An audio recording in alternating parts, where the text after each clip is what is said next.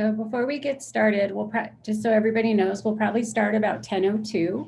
And it looks like, Chinmoy, did you have a question you wanted to ask real quick before we get started?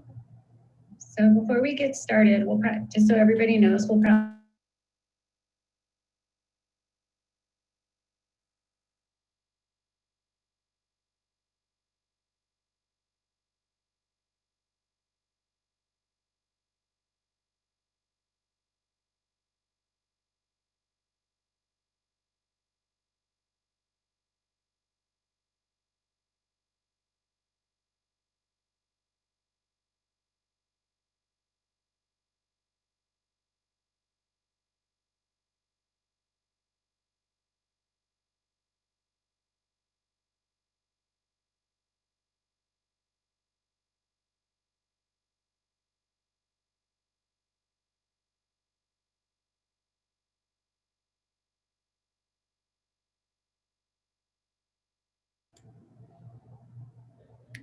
Okay, everyone can hear me now, right, Marie?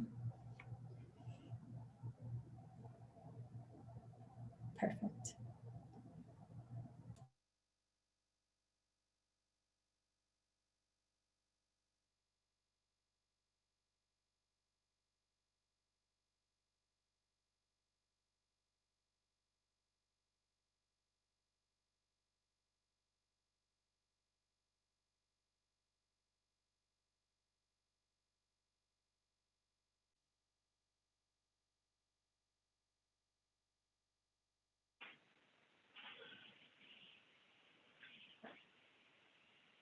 Hey, Colleen, I can't hear you. Can you hear me?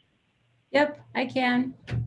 Oh, okay. I guess you were saying something and then you cut out and I couldn't. Yeah, no, it was the feedback from the YouTube streaming. So. Oh, okay. I see. We'll give about 6 more minutes. Ah, okay.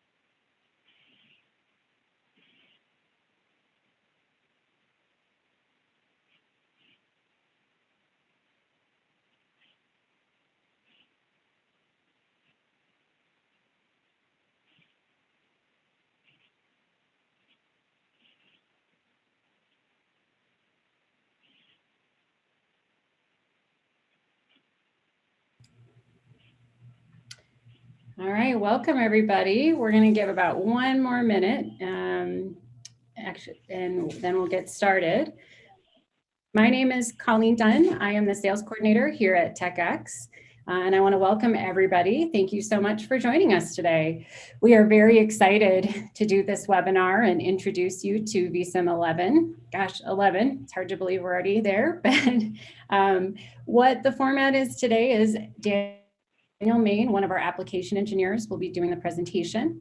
If you have questions, there is a Q&A box that you can type your questions in there, and then we will go through the questions as we get at the conclusion of the presentation. So you are welcome to go ahead and put them in as you have them, and then we will address them as we get to the end.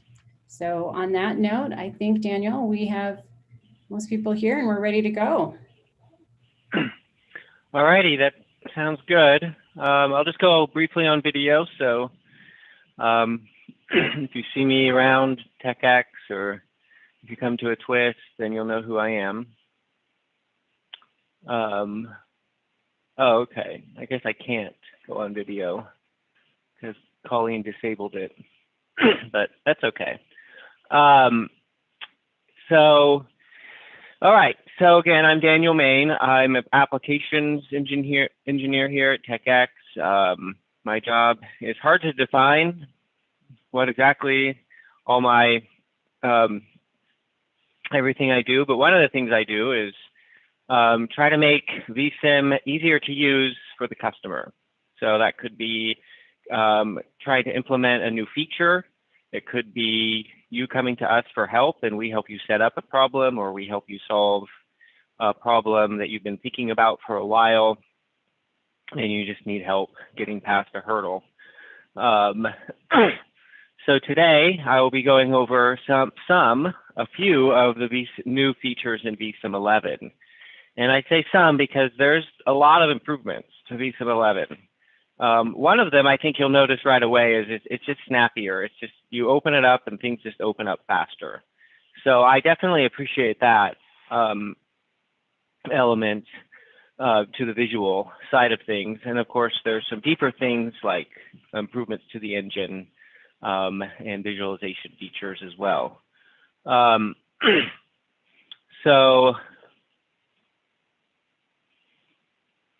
Alrighty, so TechX Corporation, we're the company that primarily produces these 3 products here. VSim, which is our multiphysics, fully kinetic particle and cell model, including all sorts of associated physics, such as collisions and secondary emission, sputtering. And then USim is our fluid model. So this is a very flexible model that is finite volume, and it's an adaptive. The mesh is not structured, so it's an unstructured mesh. You can do neutral fluids, you could do charged fluids, and then finally RSim, which is a radiation propagation model. So today I'll be focusing on VSim. So again, VSim is a 3-dimensional electromagnetic, fully kinetic particle and cell model that includes multiple physics. You can import CAD and represent those using cut cell methods so that we're able to resolve shapes that don't conform well to the grid. So we can do subgrid resolution with the cut cells. The fields, of course, we resolve the fields on a structured mesh in 1D, 2D, and 3D in Cartesian coordinate systems, as well as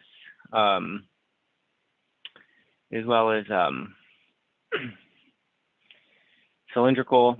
The particles are treated kinetically. So you would use VSim if you would need to resolve kinetic physics, such as non-Maxwellian distributions, things that involve tails in the distribution. We have collisions. using the direct simulation Monte Carlo method.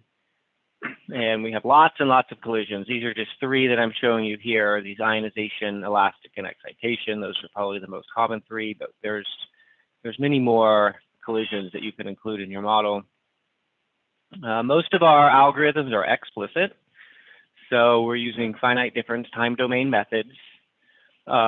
We are starting to look into more implicit methods. We already have I know of one implicit method. There might be more that we have included, but we're going to be doing more coming up as well to treat problems like inductively coupled plasmas. And then the collision model is primarily, well, the collision model is Monte Carlo, and we have several different particle motion methods. The most common would just be the relativistic.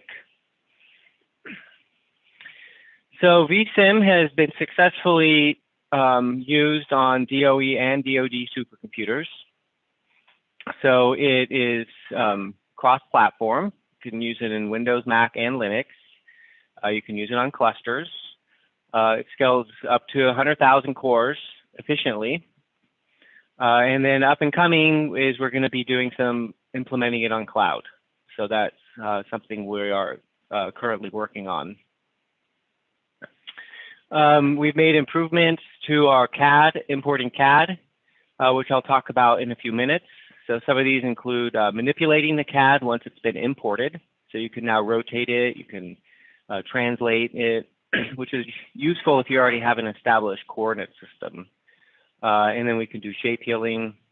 The graphical user side of it is there's nice improvements on that.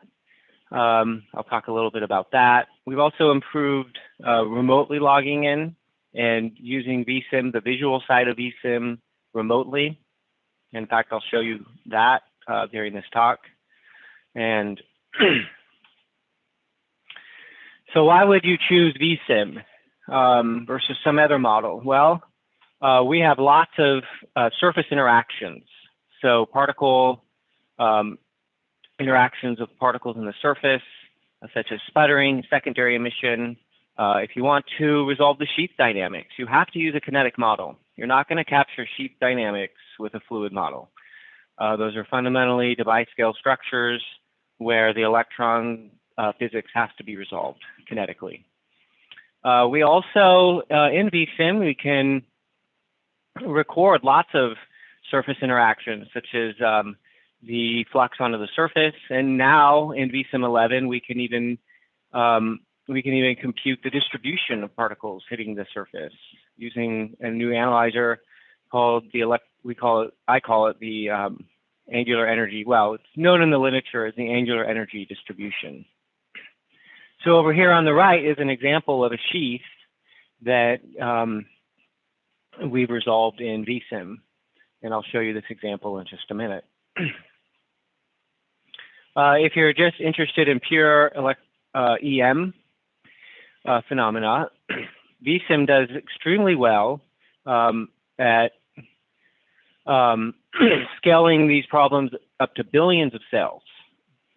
So that's an impressive feat, getting that kind of parallelization. We do photonics. We can include dielectrics in in your domain.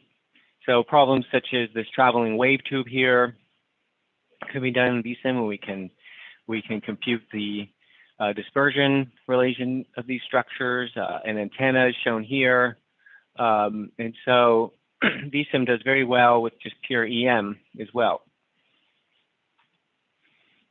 And of course, VSim 11 uses Vorpal, as all previous VSim versions have. That's the computational engine is called Vorpal, and the entire GUI interface from setting up your problem to running it to visualizing it is what we call VSim.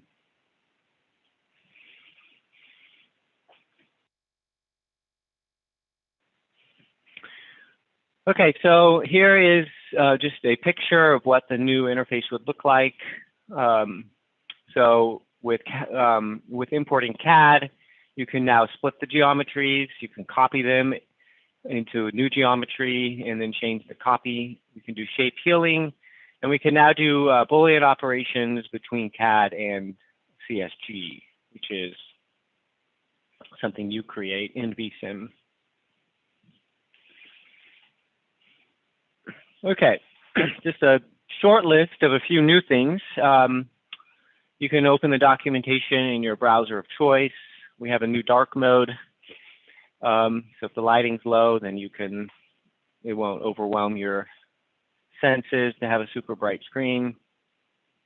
One of the nice things that I'll show you in a minute is you can invoke a scheduler, a job scheduler. If you're on a cluster and you've opened up VSim using a remote tool such as VNC or No Machine, then you can actually set that all up in VSim and run it right through VSim. It's fantastic. I love it.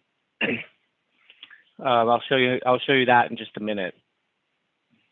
There's more color options in the visualization.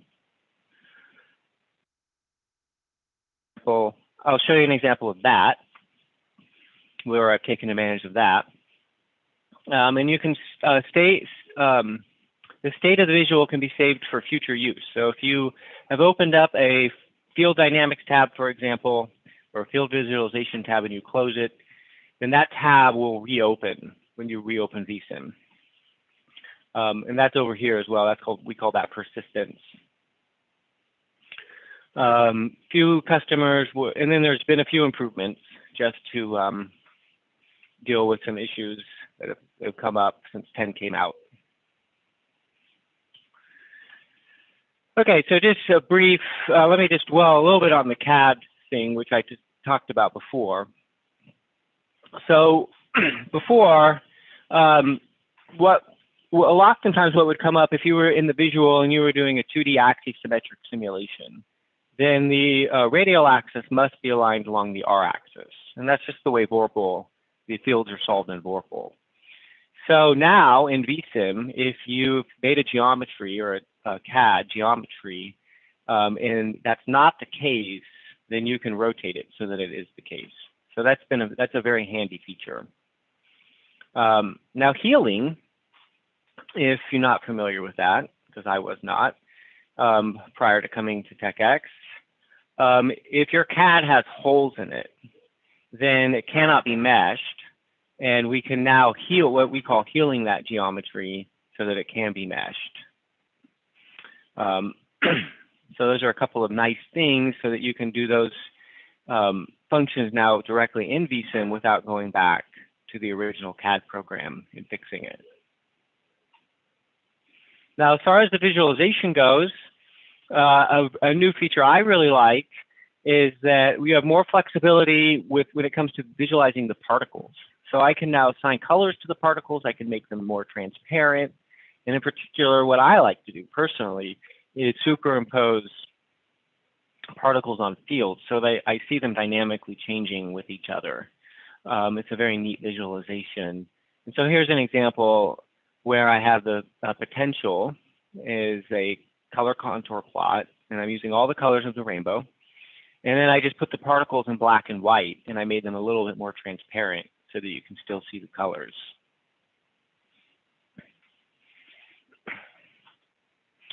And then a new feature that's brand new for VSim 11 is being able to show different scales. So this is an example from the Corona Discharge example that I'll go through in a minute. And things are on the millimeter scale. And so you can show the scale up here, which will open up this, well, you can click this button up here called Show Scale, and then it'll expose this bar. And then you could toggle onto a different scale depending on the size of your problem. And then it shows this coordinate system also. Alrighty. So a new improvement to Vorpal is this new electrostatic solver, which we call Cut Cell Poisson. It has several nice features to it. One is it's now nearly second order accurate.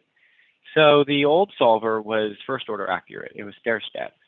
And this now will use the cut cell method to more accurately resolve any geometries that you've imported or created. So that's a very nice feature. It's faster than the old solver, and equally important is you can now import a material and assign that material, the dielectric, to a dielectric. So that is a big improvement, which and so adding that flexibility will allow people to solve much more complex problems and setups. So before, in order to incorporate a dielectric, you had to represent that region with a Heaviside step function, and then you would put that into your Poisson field solve. So no more. You don't have to do that anymore. So no more Heaviside step functions. You can still use them if you want, if you just love them. But personally, I have enjoyed not having to do that. So the two examples then from VSim 11 that use this Cut Cell Poisson solve are wafer impact and corona discharge. And I did have the dielectrics in there before, but I had to use Heaviside step functions. So now I've removed those, and I just included a material, a dielectric material. So this new solve will require a VSim PD license. Okay, so now I'm going to exit out of this PowerPoint slide, and I'm going to go through the corona discharge example.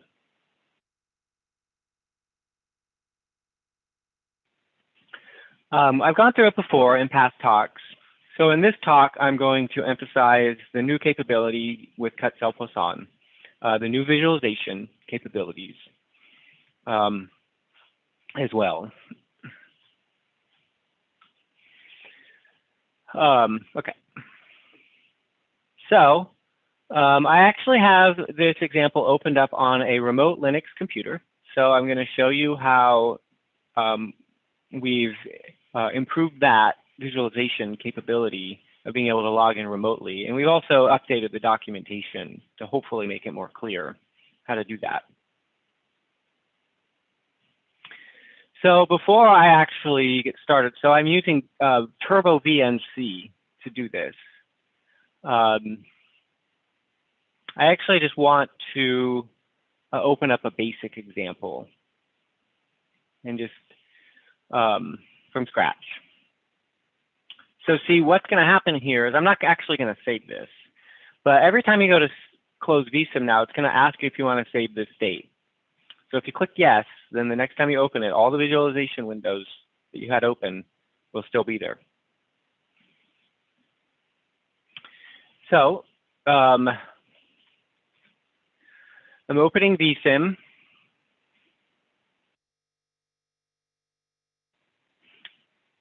And if you want to open a new example, you just go to File, New, click on, hover over File, hover over New, and then just click on Simulation.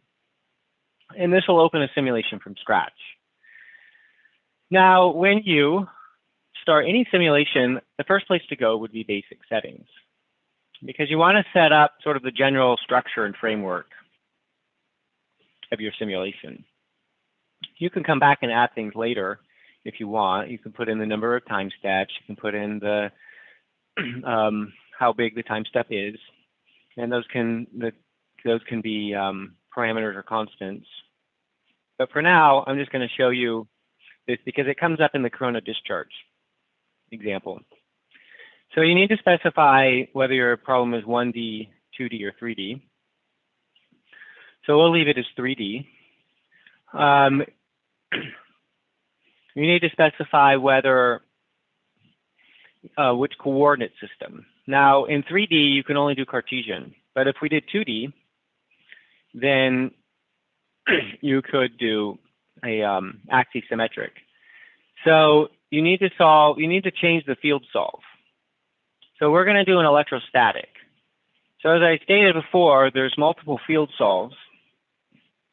The two main ones, if you want the plasma to evolve self-consistently, is electromagnetic and electrostatic. But you could also just put in a background static field using prescribed fields.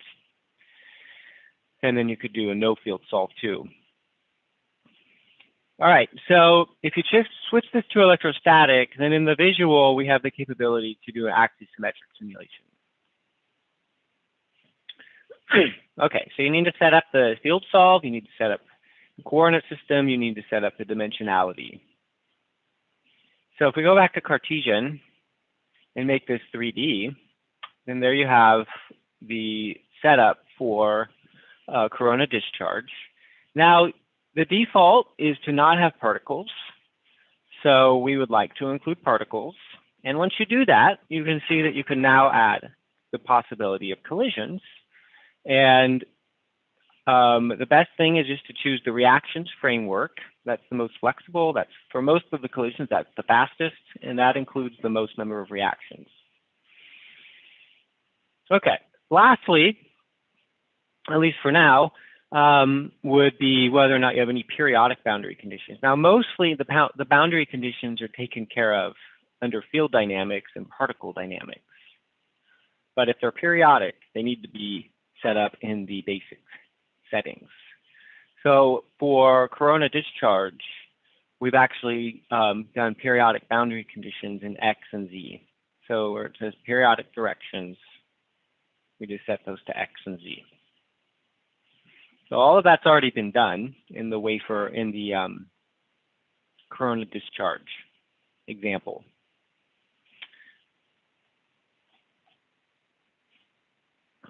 So you can see that by clicking on basic settings, and all of that's already established here. Now, corona discharge is the process of whereby somehow a free electron forms. So this could be from a cosmic ray, it could be from a UV ray, but somehow a free electron already has to exist. And if there's a potential difference between two surfaces, so there's a potential difference here between this sphere and this cylinder, then if that condition is correct, you'll get a cascading effect. Now, the potential difference has to be pretty large, like 1,000 volts, which doesn't sound like a lot, but this distance is really small. So this results in an electric field that's on the order of a megavolt per meter, maybe even tens of megavolts per meter. So it's a really large electric field.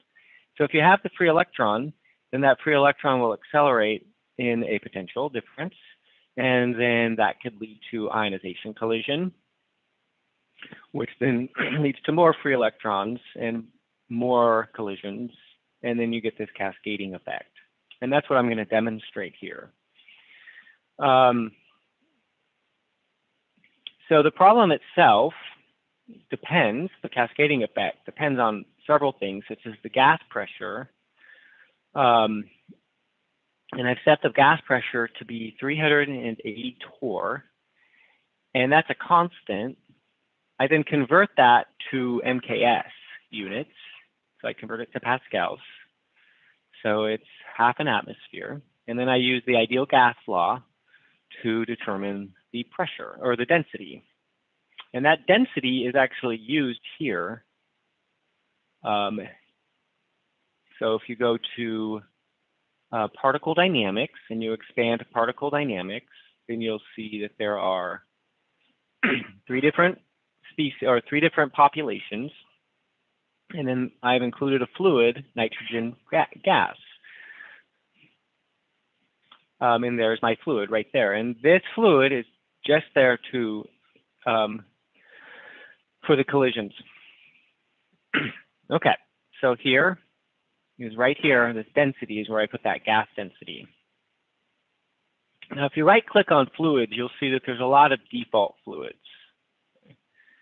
If you right click right here, what's happening? Add a fluid, neutral fluid, and then you go here to the molecule, then there's a bunch of default fluids. And then, of course, you can make your own custom one if there's one not included. Okay, and then once you have the gas density, you can actually estimate what the mean free path will be. So in order to do that, you need to know what collisions you want to include. And then you could go look up what the smallest cross-section is for whatever collisions you want to include. I'm sorry, the largest cross-section. And that's what max sigma here. It's the largest cross-section. So I estimate the mean free path based on the largest cross-section and the gas density. And it turns out that it's 3.6 microns, or 3.27 microns. So that's pretty small. And that gets smaller as the pressure goes up. So that's the crux of these problems. You have to resolve the mean free path to get the collision model correct. And the reason is because we're doing pairwise collisions, and physically two particles can only collide if they're within a mean free path or smaller. The probability of two particles colliding, it doesn't make any physical sense for two particles to collide if they're not within a mean free path of each other. Therefore, the cell size needs to be set to the mean free path to get the physics correct. And a similar argument is also for the time step. So you need to resolve the collision frequency. So here I've computed the collision frequency and then the collision period. So your time step needs to be smaller than the collision period to get the collision model correct as well. Okay, so I've included all of that in this model. Okay.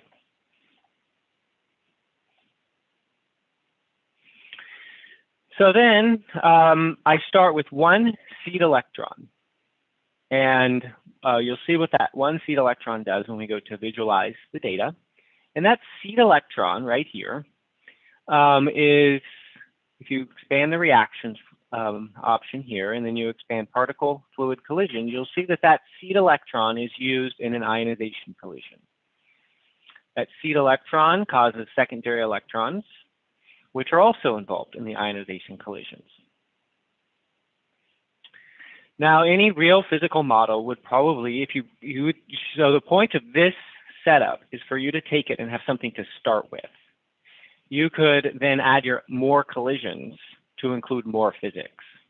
And you would just use this as a template. So I would right click right here, and then I would add collision, and probably the first thing I would add is elastic collisions. The warning to that is that typically the mean free path of an elastic collision is about 1/10 of all the other collisions. The probability of an elastic collision is much greater. Therefore, your grid would be much finer, and it would be a much more computationally intensive simulation. So if you had a cluster, a small cluster, 50 to 100 cores, would probably be what it would take to include elastic collisions. The other thing that you're going to need to do is you're going to need to increase the number of seed electrons. And the reason is because when this seed electron gets involved with a collision right now, the only collision it's in is a ionization. So you'd probably want to increase this to about 100 seed electrons so that you're ensured that you would get this cascading effect. Okay, so let's go ahead and visualize the data. Well, actually, let me do one thing. I set this up over also on our cluster. We do have some good clusters at TechX. So if I wanted to run this exact problem on 32 cores, for example, or 64, and you could invoke a scheduler right in VSim.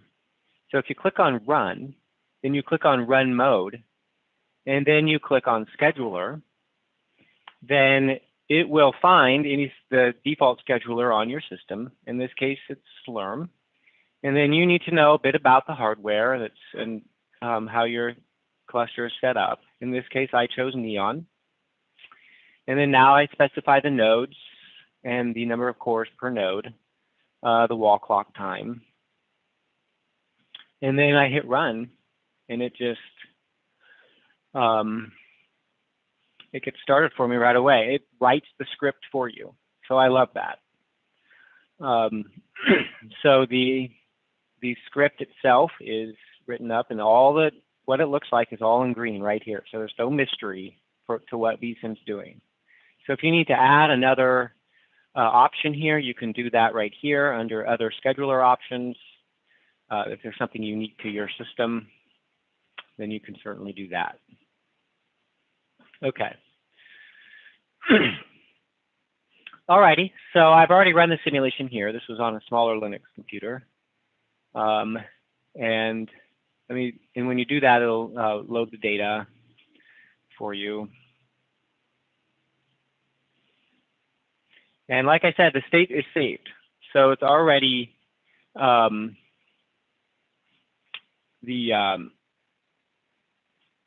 plot is already set up for me because it saved it. So for just for in the interest of time, so I can get to another example and a few more things that we've added. Let me just show you what I did here. If you go down to, so this is what it would look like if you opened up a new tab. And I like to add the geometries. So those 3 geometries are shown right here. Let me go back. I skipped over this, and this was actually really important, real quick. So now I'm using Cut Cell Poisson to solve for the electric field. So to assign a dielectric to one of the materials, you have to import the material. So to do that, you can go over to Material Database. And in this case, I imported a perfectly electrical conductor. So you click on PEC and you add there. And then I imported sapphire. Before you couldn't do that. You'd get an error. Now you can. So I've added those 2 materials. And then I go to my geometries, which are right here. So there's my sphere. That's a perfectly electrical conductor. Could always do that. And then I have this outer conductor here. But inside that conductor, actually, I placed this dielectric. And then right here, I gave it the material sapphire. So if you double click here, then you can put in whatever material you want. And of course, you can add your own materials with their own dielectric constants. And there you have it. That's how we did it. That's how we included the dielectric. That's all there is to it. Now that dielectric constant gets put into the Poisson matrix. It's set up once when you discretize Poisson's equation, and it just gets solved automatically. Okay, so now over on the visualize, I can visualize those 3. And I'm visualizing potential. So here's what the geometries look like when you're not visualizing anything. So if you click here, then it looks really nice. But the problem is that that's not what it will look like when you first click on it. This is what it will look like. So if you want to take a cut inside of the simulation, you just click on Clip Plot. And if you want a more nuanced slice, then you click on Plane Control, and you can do whatever you want using this right here. Now I can also superimpose particles. So we'll click on nitrogen, and we'll see what happens with nitrogen and secondary electrons. Now, I've already changed the color of them to be black and white. But if they weren't black and white, then all you have to do is click color. And problem is the default will be some color, which will clash with the potential plot. So that's why I changed it to white. And this is what we're seeing here is the cascading effect that I talked about. And you're seeing the electrons traveling upward to this high potential region. You're seeing the background potential change as the particles hit the geometries and modify the fields. Okay, so that's the corona discharge example with some nice new features that we've added, including the cut cell, including some of the visualization, and also if you're running on a cluster, how you could launch this using the scheduler setup inside of VSim. So another example is wafer processing. So I'll quickly go through that. It's going to be a similar, with the cut cell, it's a similar setup. It's a very different model. So here's the setup for wafer impact. It's what I did was we have this silicon wafer right here.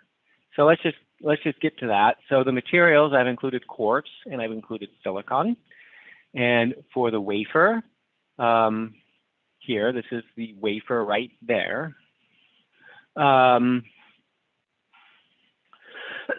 I have assigned it silicon, and then I have this quartz focus ring there, and I've given that a quartz material. Okay, and so that's how those dielectrics are incorporated into the Poisson field solve. We are injecting plasma from this boundary. So the actual setup, physical setup, would be much larger. There would be a bulk plasma up here in this region. We're not including all of the bulk plasma. We're including some of it. We're including enough to resolve the sheath dynamics. And then we have Dirichlet boundary conditions down here, which are time dependent. And then we have Dirichlet boundary conditions up here, which are also time dependent. And then on the top and the bottom, we have floating boundary conditions, which allow the potential to float. Okay. I also have a particle history so that we can compute the electron or the ion angular and energy distribution. So that's new in VSim 11. So I'm saving every time an ion hits the wafer, I'm saving its position, I'm saving its velocity, I'm saving the energy, the weight, the charge, the time that it hits, and the number of particles in the macro particle. So this is what you need to invoke the new analyzer. So I've already run the simulation, and now I'm going to go to analyze, and because the state is saved, the analyzer is already set up for me, which is really nice because then I could change, if I wanted to go in and change just one or two of these things, I don't have to redo the whole thing. Now to use the analyzer, these are the built-in analyzers over here on the left. I go to compute.aed.py, and a new analyzer opens up. I'm not going to fill all of these in, but that's how you would open it. So for this problem, I want to compute the ion angular energy distribution for ions.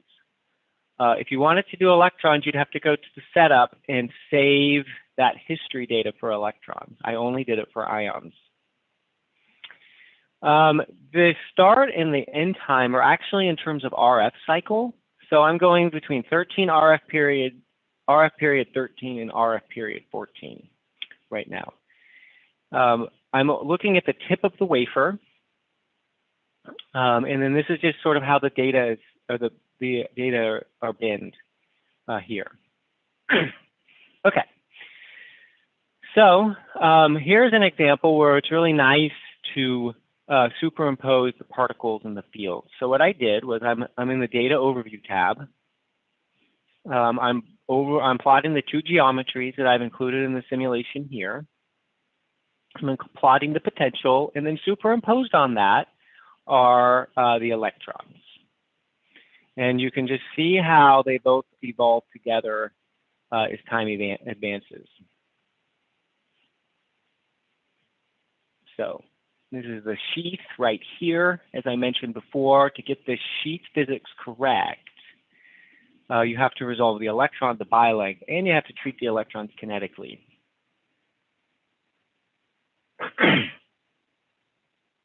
Actually, that seems like those are ions.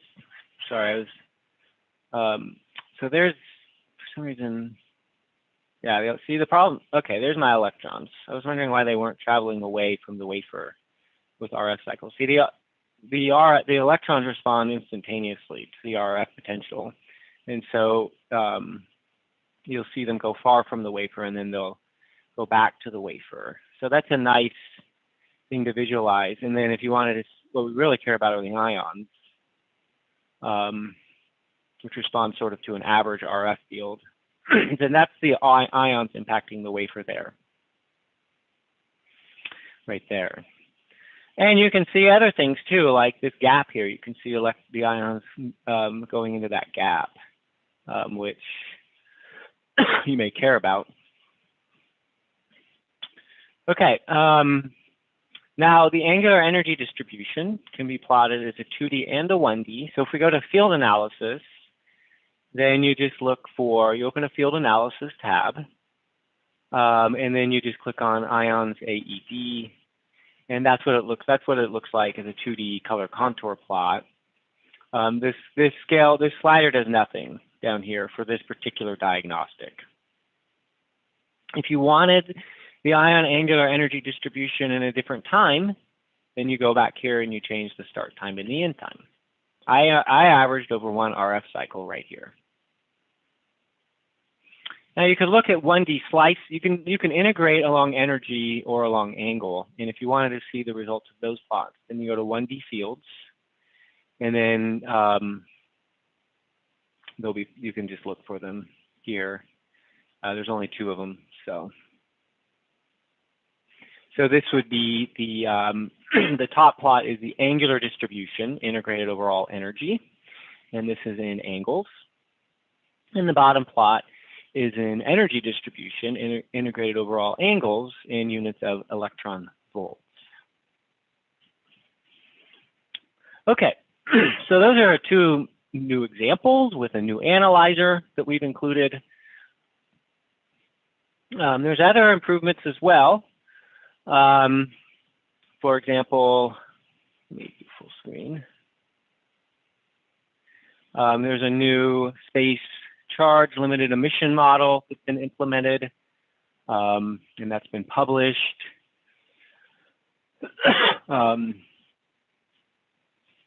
So this new space-time limited emission model is useful in high-powered microwave devices where the emission is often limited by the local electric field.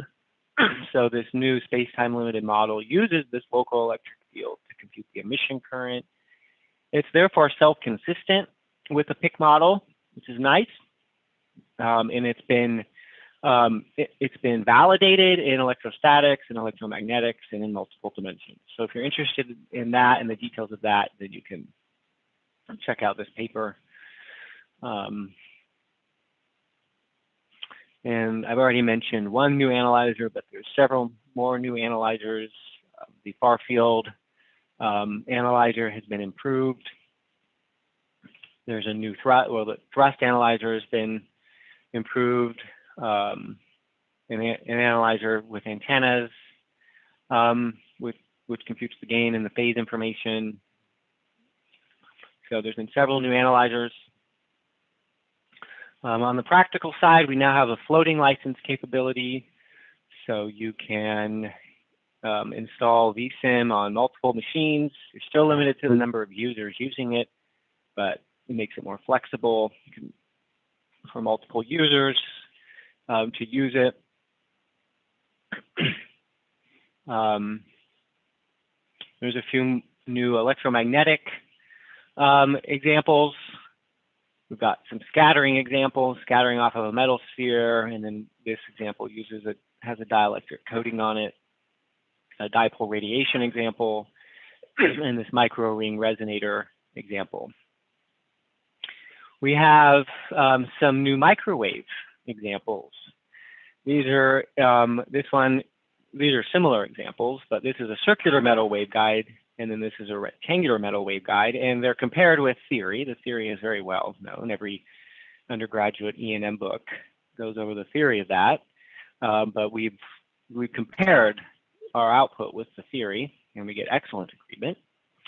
And it shows how to use phase shifting periodic boundary conditions, which has been in Vorpal for a very long time, but it's a nice, fast way of mimicking a much larger simulation, but without the extra computational cost.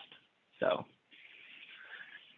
and then I just went over these 2 plasma discharge examples. So that concludes the talk. So I'm open to questions if you have any. So Daniel, we had received 1 question so far, and John Kerry's actually going to help with answering that one. He's with me today. So John Kerry is the CEO and founder of TechX. The question that we received is, what are the differences or specialties between VSim 11 and SolidWorks, ANSYS? Can they also do FDTD? So thanks for your question, Ken, and thanks for coming to this webinar.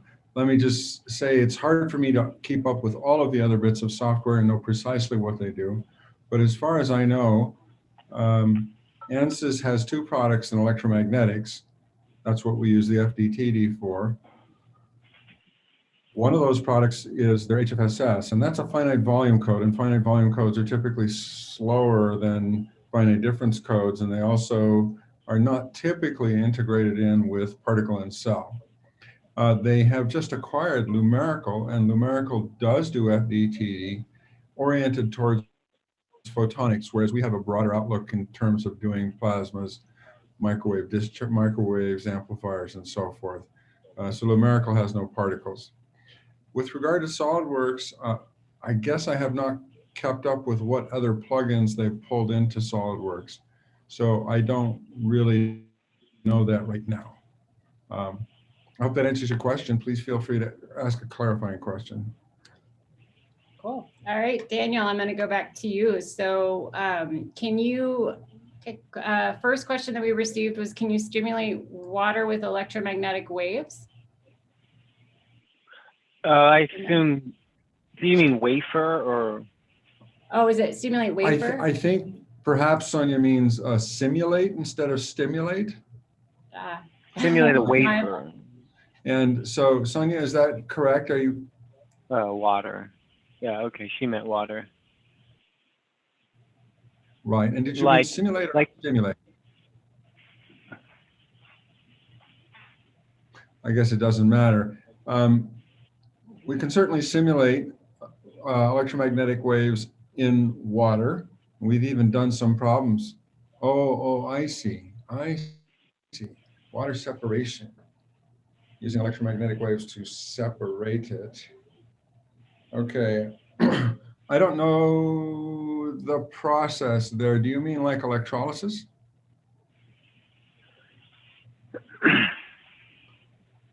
I think, Sonia, this is a longer question, and I think it would be good if we could discuss it outside of this webinar, because we're going to run out of time here. But we'll be glad to help you with that. And you can email sales@TX Corp, that second one there. So, and we'll definitely help you out. So the next question that I have received, Daniel, can you talk about efforts to implement a collision algorithm like Nambu? I can talk to that. Daniel, if you'd like, I can talk about this. So we actually do have plans to get this in the next year. We do not have that right now. Let's see, to whom am I responding here? Oh, Robin Langtree. Yeah, so our goal is to get that in, and we are actually going to use the algorithm by Perez. There's a 2012 paper, and if you email us, I can give you the citation for that. That's how we intend to go about solving that one. It's equivalent, but has some advantages over the original Nambu method. Great. Another question, Daniel, would you explain simply the Cut Cell Poisson solver and just maybe how it's different from the Demetra? I thought Demetra was Cut Cell. Sorry. So how about if I talk to that one again, if you don't mind, Daniel. So Ming-Jae, good to hear from you. I hope things are going well. I don't know where you are, if you're in Korea and Taiwan, but wherever you are, I hope it's going well. So let me just say that on the electromagnetics, of course, those are dynamic equations. As you know, the Demetra goes into the integration of Faraday's law. For the Poisson equation, the difference is that instead of using a full stencil to compute the second derivative, the Laplacian, the second derivative in all dimensions, what one does is one modifies that calculation so that when you take the second derivative at a node that's interior, you take into account the fact that along a cell towards a conductor, there's only a partial distance. And so therefore, when you take the first derivative, you have to take the difference in the potential divided by that smaller difference. And when you put all that in, you get second order accuracy. Okay. Another question says, I was wondering if I have an antenna and I put 100 watts and I have a gas around the antenna, is it possible to simulate if the antenna generated field can ignite the plasma and see what the effect of plasma would be on the antenna parameters?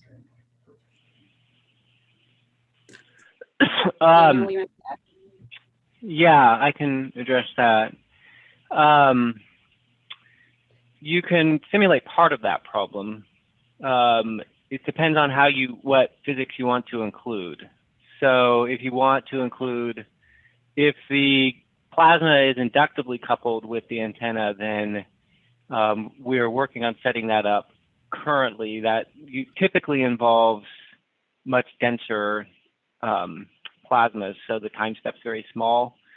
And if you wanted to approximate, if it's capacitively coupled though, we could currently do that, and we would just set that as a boundary condition, and then you would see whether or not. I mean, typically you'll start with a seed population of electrons because it's the collisions that are going to ionize it's the collisions between any seed population and any neutral background that's going to lead to more plasma. But yes, we can. It depends on how you want to set that up. So you need to know a little bit about the antenna source, what frequencies it's going to be at, in terms of whether it's inductively or capacitively coupled. We have another question that says, with the new addition to run on a batch system like Slurm, would that work if you're running on a remote batch system that you need to SSH into? I mean, you have to, what I showed you is all through the visual. So, and of course, you could still do it through SSH. One of the things that I do pretty regularly is I've used VSim to just write my script. And then if I just want to SSH in, you could modify that script using using VI or whatever your text editor is once you log in to a different problem. You could go into the pre-file and modify just the pre-file. You don't necessarily have to have the visual, but then, so yeah, you could still do it the old way if you want. But what I like about it is it at least sets it up for me. And then I could go in and tweak it rather than having to start from scratch. And I don't know if that's kind of similar. Salvador asked about running remote, kind of with the Slurm. Does this need to be implemented on a new cluster? It's talking about using Vorpal on the Theta supercomputer at Argonne and running sims with bash files. Oh, where's that question? In the Q&A from Salvador Sosa. It says, could you go briefly again about running remote? Does this sure. Yeah. Yeah, so of course, you know, wherever you're logging into has to have the server already set up, whether it's a VNC server or whether it's a no machine server. So you'll need to work with the system administrator on the machine as to what they have set up. So once it's set up, then you would just install the same thing on the client end. So let me escape this. And so, for example, VNC. On the Linux computer, I have the Turbo VNC as the server, and then I logged in, and then I installed Turbo VNC on Windows, and then I just went through the steps to open up the VNC client. I have to say, there's fewer steps for setting up with no machine. So if you're in charge of it, it seems like no machine's a bit easier to get set up, but VNC is not hard either. And there's lots of VNC clients also.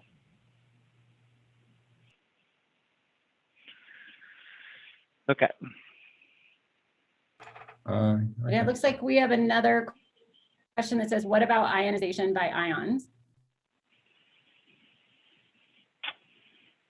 You could, yeah. I mean, I think you could. It's just usually they're not energetic enough. I think that's,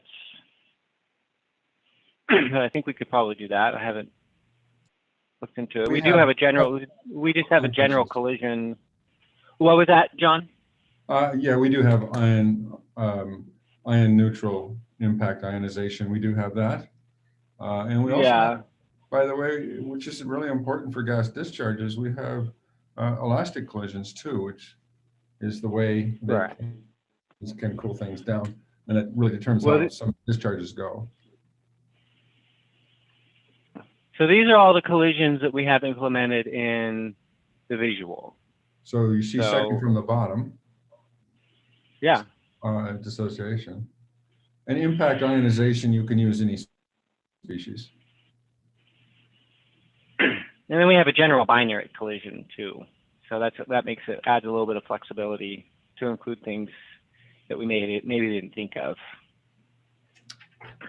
Great. We have another question that talks about the Boolean with the CSG and CAD. Does it work with scaling during importation? I'm sorry, what, let's see. What's the question again? In the chat box, it's talking about doing Boolean operations of CSG and CAD. And does it work with scaling during importation? Essentially, are there limitations there? I haven't used that feature about much at all. If there's somebody on the line, but John, do you know much about that, or if Peter's there, maybe he would know Yeah, too. as far as I know, let's see, I don't see the question. Does it work with scaling during importation? Oh, yes. And as far as I know, the answer is yes. In other words, you can bring in any object, you can scale it, you can shift it. And then once you've done all that, you have a final object, and then that can be combined with other objects through Boolean operations. Another question we have is there any way to set the properties of particles different from the standard ones, like heavy particles and molecules? So it depends on what properties you want to set. Sorry, Daniel. It depends on what properties. You'll have to come up with your own way of figuring out how to get collisions in there. We do allow you to have your own custom collision rates that you can put in the code. You can certainly change the particles to have any different charges and any different, you might not want to go crazy because, having an electron with 1.5 charges would be weird, but, you can do that. Yeah. Right. I mean, like right here, for example, let's see, N2 plus. Let's see. You set the charge right here. I mean, you could, yeah, you can't have fractional charges, but yeah, you can, this is custom. So if you wanted a custom charge species, then you use the charge particle. Well, and you don't use electrons because electrons are fixed, but here's a new charge particle here, and then you set the mass and all that. I'm not but I'm not quite sure what the person's asking, but that's how you customize your charged particle. Perfect. And one thing I want to say, Daniel, if you want to put up that final slide again. So there have been so many great questions today. Thank you, everybody. If you have additional questions, you can email Daniel directly, or you can just email the team at sales@txcorp.com, and we will definitely help you there. And if you visit the TechX website at txcorp.com, there's actually a lot of information there, product information, specifically some examples of VSim being used for different applications. And then you can request an evaluation. We do free evaluations of VSim 11, where you can get a 4-core license and try it out on your own computer and make sure that it's going to solve your problem. I have an amazing group of application engineers. You've met Daniel today, who is one of them. He's incredible with plasma problems. And they are here to assist you, because sometimes the hardest part of a simulation is understanding how to approach the problem. And my application engineers are here to work with you, and so that you can make sure during your evaluation that we can solve your problem and be the tool for you. Do we have any additional questions?